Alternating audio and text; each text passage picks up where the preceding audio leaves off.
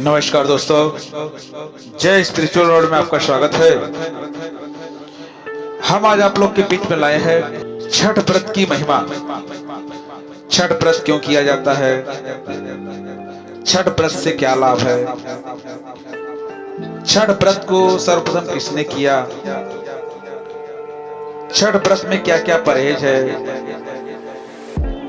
छठ व्रत में क्या क्या सामग्री लगती है, छठ व्रत का आरंभ कब होता है, छठ व्रत का समापन कब होता है, सूर्य को अर्घ क्यों दिया जाता है, आदि आदि।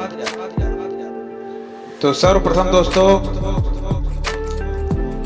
छठ पूजा में क्या क्या सामग्री लगती है उसके बारे में थोड़ा सा जान लेते हैं।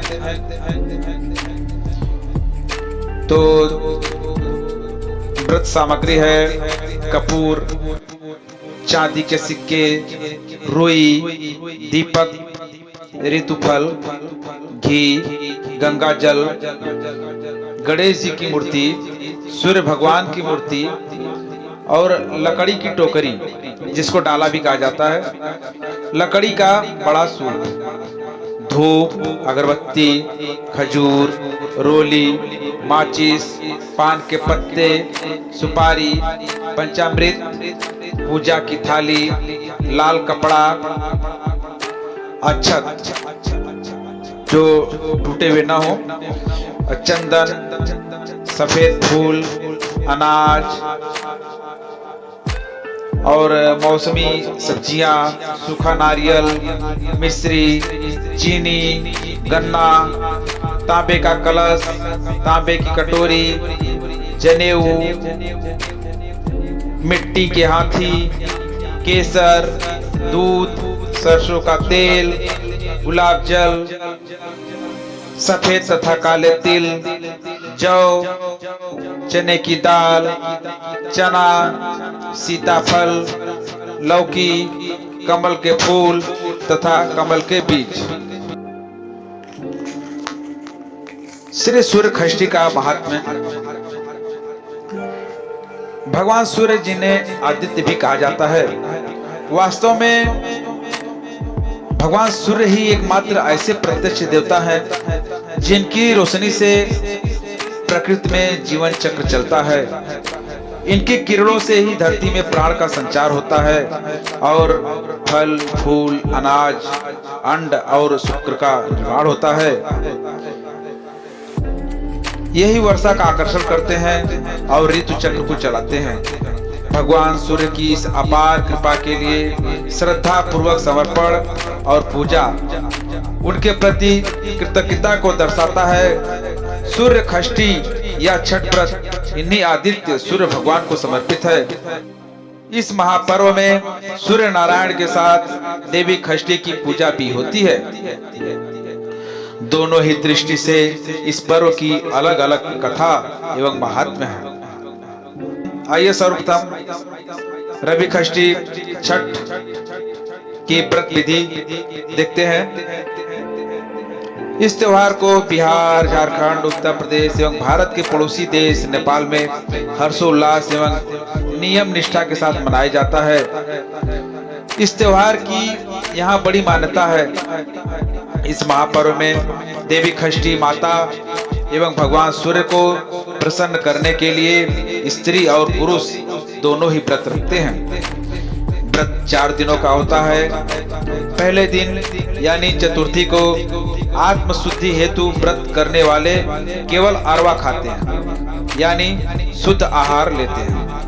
पंचमी के दिन नहा खा होता है यानी स्नान करके पूजा पाठ करके संध्या काल में गुड़ और नए चावल से खीर बनाकर फल और मिष्ठान से छठी माता की पूजा की जाती है। फिर व्रत करने वाले कुंवारी कन्याओं को एवं ब्राह्मणों को भोजन करवाकर इसी खीर को प्रसाद के तौर पर खाते हैं। षष्ठी के दिन घर में पवित्रता एवं शुद्धता के साथ उत्तम पकवान बनाए जाते हैं। संध्या के समय पकवानों को बड़े बड़े बांस के डालों में भरकर जलाशय के निकट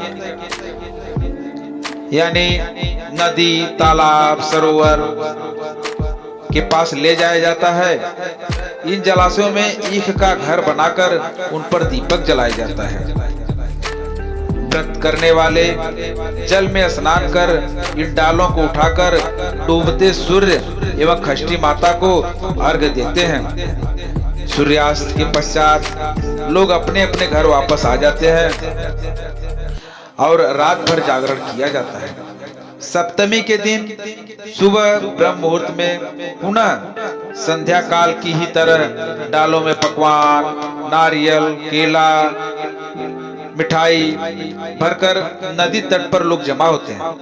व्रत करने वाले सुबह के समय उगते सूर्य को अर्घ्य देते हैं।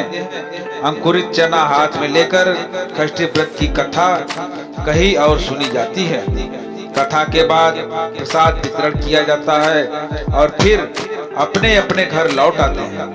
व्रत करने वाले इस दिन पारायण करते हैं।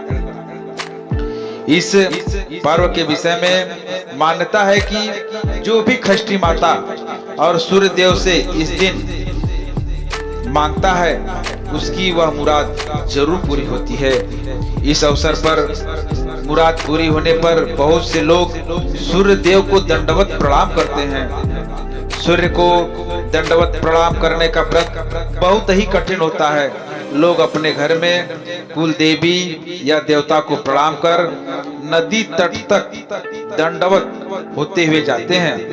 दंड की प्रक्रिया इस प्रकार से होती है कि पहले सीधे खड़े होकर सूर्यदेव को प्रणाम किया जाता है, फिर पेट की ओर से जमीन पर लेटकर दाहिने हाथ से जमीन पर एक रेखा खींच दी जाती है।